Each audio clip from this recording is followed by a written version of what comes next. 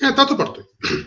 এইগুলো হচ্ছে কি, আমি বলি প্রতি সরকারের সময়, আমি শুধুমাত্র এই সরকারকে বলি না, শুধু 111 এর সময়কার স্ট্রিক্ট বা আগের মিলিটারি শাসন ব্যবস্থার বাইরে যদি আপনি যান, প্রত্যেক সময় দেখবেন কিছু বুইফোর সংগঠন দ্বারা, এদের মূল কাজ হচ্ছে সচিবালয়ে দালালি করা, টেন্ডারবাজি করা, মানে এটা এই সদ্য আওয়ামী লীগের টাইমও ছিল কিন্তু। হ্যাঁ, আপনি দেখবেন বিভিন্ন মঞ্চ টঞ্চ বানায় এরা এই করতো, এবং এই এদেরই এক গ্রুপের মামলার কারণে কিন্তু এই সরকারটা পতন হয়।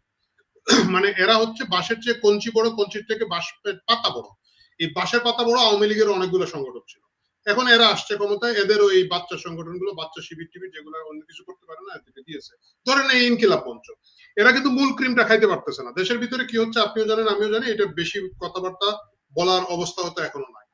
কিন্তু তাহলে এরা কি করবে? এরা তো ওই যে বদলি বাণিজ্য, টেন্ডার বাণিজ্য, বড় বড় পারচেজ বাণিজ্য, সম্প্রতি শুনলাম এখন বই দিতে পারে নাই, বইয়ের কাগজের টাকার হিসাব মিলতেছে না, বিভিন্ন ধরনের এইগুলোতে এরা যাইতে পারে না। সো এরা কি করতে পারে? এরা হচ্ছে ধরেন ব্যবসায়ীদেরকে চাঁদা নিতে পারে, ভাড়া খাটতে পারে। এই যে ভাড়া খাটতে পারা লোকজনকে দিয়ে এইসব এই কি বলা যায় পকেট সংগঠন তৈরি করা হয়, এবং এটা কিন্তু খুব নতুন আবিষ্কার হয়েছে তা কিন্তু নয়। এই সরকার এখন এটা করেছে। এটা দিয়ে দুটো জিনিস হয়। প্রথম হচ্ছে দিয়ে রাজনৈতিক উদ্দেশ্য সাধন করা যায়, কারো গায়ে কালিমা না লাগে, ভাই ওরা একটা স্বতন্ত্র সংগঠন, ওরা কি করেছে আমরা জানি না, আমাদের কোনো দায়িত্ব না, আমরা দেখছি কথা বলছি। এটা করে 32 নম্বর ভাঙা হয়েছে বা অন্যান্য জায়গায় ভাঙা হয়েছে।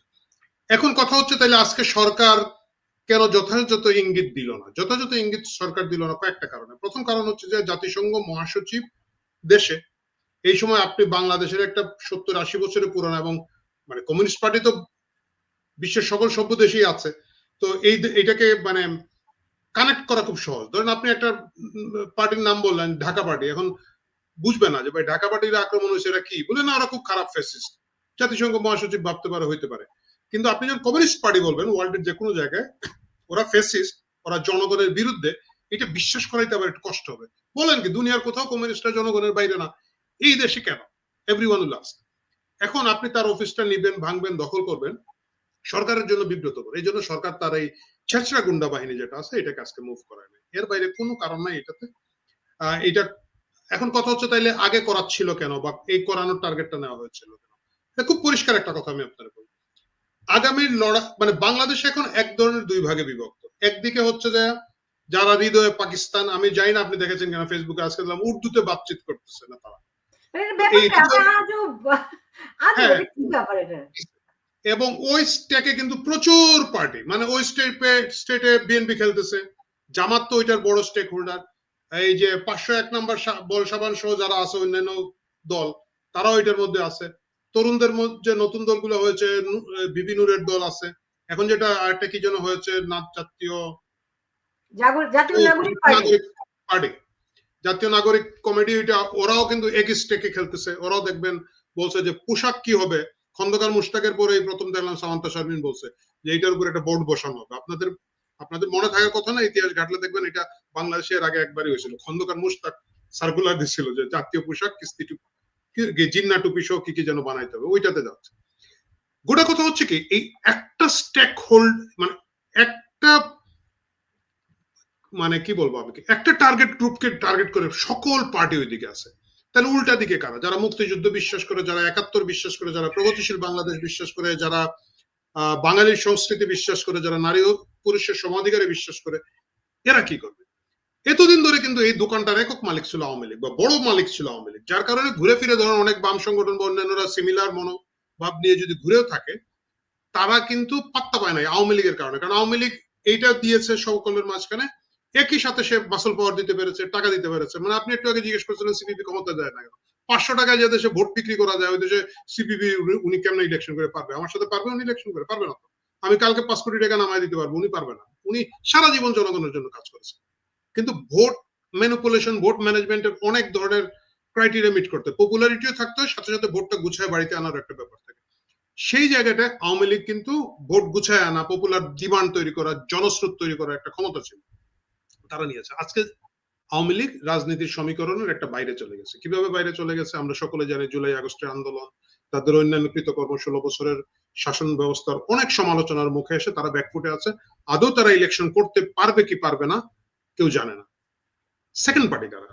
সেকেন্ড পার্টি এখানে কিন্তু সিপিবি। এটা আপনি স্বীকার করেন না করেন, এটা কিন্তু সিপিবির ভোট না। আমি জীবনে কিন্তু সিপিবির ভোট দিতাম না, সিপিবির ভোট না, তাইলে আমি ভোটটা দিব কারে? আমি ভোটটা তারাই দিতে যাব যা মুক্তিযুদ্ধে বিশ্বাস করে, যার কাছে ধর্মনিরপেক্ষতা একটা ইম্পর্টেন্ট ইস্যু, যার কাছে নারী পুরুষের সমানাধিকার, সকলের জন্য একটা সামগ্রিক শিক্ষা ব্যবস্থা, সকলের কর্মসংস্থান, এইগুলা যার কাছে ইস্যু, যার কাছে 60-40 অমুক তমুকের চেয়ে প্রায়োরিটি পাচ্ছে সাধারণ মানুষ, রাইট?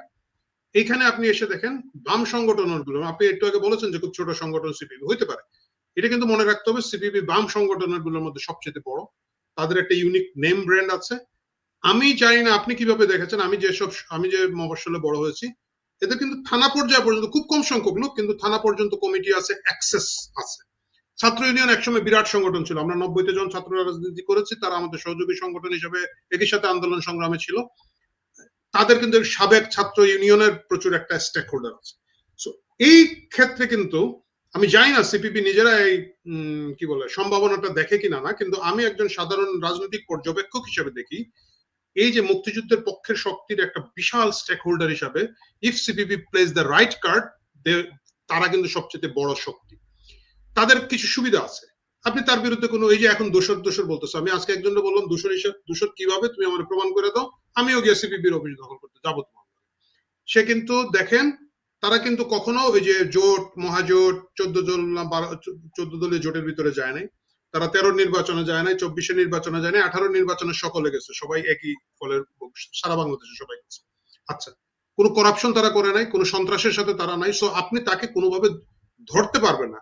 এখন তারা যদি একটা রাইট ক্যান্ডিডেট দেয়, জনগণ চুজ করার একটা সম্ভাবনা তৈরি হয়। আমি বলছি না যে তারা ক্ষমতা আসবে বা তারা 10টা আসন পাবে, তারাও তো একটাও না পাইতে পারে, বাট তারা একটা ভোটের অপশন দাঁড়ায়। এটা সিপিবি বোঝার আগে যারা প্রতিপক্ষ, যারা টোটাল রাজনীতিটা 71কে কেন্দ্র করে, 71-এর বিপক্ষ শক্তি এটা বুঝতে পেরেছে। বুঝতে পারার কারণে যে জিনিসটা হয়েছে আপনি দেখবেন, তারা সিপিবি কে টার্গেট করেছে, দুই ভাবে ভাগ করেছে। একটা হচ্ছে তথাকথিত উগ্রবাদী মৌলবাদী যারা আছে এই গোষ্ঠীকে দিয়েছে, এবং I am very sorry to say কিছু সংখ্যক সাবেক বামাতি, আমরা বলি এগুলো জামাত নির্ভর বামগুলা, এইগুলার দিয়ে এখন সিপিবি অ্যাটাক করতেছে। আপনি ধরেন যিনি ডাক দিয়েছেন কার্যালয় দখল করার জন্য, সিপিবির মেম্বার ছিল, বা তাকে যারা নৈতিক সমর্থন দেয়, এদের একটা বড় গ্রুপ কিন্তু সাবেক ছাত্র ইউনিয়ন, সাবেক সিপিবি কেন্দ্রিক বা তাদের ওই এফিলিয়েশনটা আছে, এরা মিলে এবং ওই মৌলবাদী জোটটা মিলে এখন তারা সিপিবি কে কোণঠাসা করার একটা বিরাট প্রজেক্ট নিয়েছে। এই প্রজেক্টের অংশ হিসাবে এই কাজগুলো করা হচ্ছে। তাহলে লাকি আক্তার টার্গেট কেন? আমি আপনাকে খুব পরিষ্কার করে বলি, লাকি কিন্তু ওই দিন প্রথম মিছিলে গিয়েছে তা কিন্তু না, সে জুলাইতে গেছে, আগস্টে গেছে, আরো বিভিন্ন কৃষক সমিতি করে, আরো কি সংগঠন করে, তারা কন্টিনিউয়াস আছে। লাকির কথা কিন্তু কেউ কোনোদিন এটা নিয়ে বলে নাই, তাই না? মানে সে একটা কমিউনিস্ট পার্টির মেম্বার, কমিউনিস্ট পার্টির প্রোগ্রাম অ্যাক্টিভিস্ট, সে অ্যাক্টিভিজমের বিভিন্ন সংগঠনের প্রোগ্রামে যাচ্ছে। হঠাৎ করে তাকে টার্গেট করা হয়েছে কেন? তাকে কানেক্ট করা শুরু। সিপিবির ম্যাক্সিমাম, ধরেন প্রিন্স ভাইরে আপনি, আমরা যারা আগে ছাত্র রাজনীতি করেছি তারা চিনি, কিন্তু মাস পিপুলের কাছে তাকে দিতে পারবেন না, মানে ও আচ্ছা উনি কি আছে, কি হয়েছে না হয়েছে। লাকি আক্তার গণজাগরণের কারণে, গণজাগরণের তার সম্পৃক্ততা এবং নেতৃত্বের কারণে তার ওই নেম ব্র্যান্ডটা আছে, সুতরাং তাকে টার্গেট করা হয়েছে। তাকে টার্গেট করে তার জীবন বিপন্ন করার একটা চেষ্টা করা হচ্ছে, তাকে জেলে দেওয়ার একটা করা এবং তাকে নিগৃহীত করার এক ধরনের বিপুল চেষ্টা করা হচ্ছে, এবং ওই আইকনের মাধ্যমে তারা আসলে সিপিবির সম্ভাবনাটাকে আগামী নির্বাচনে বা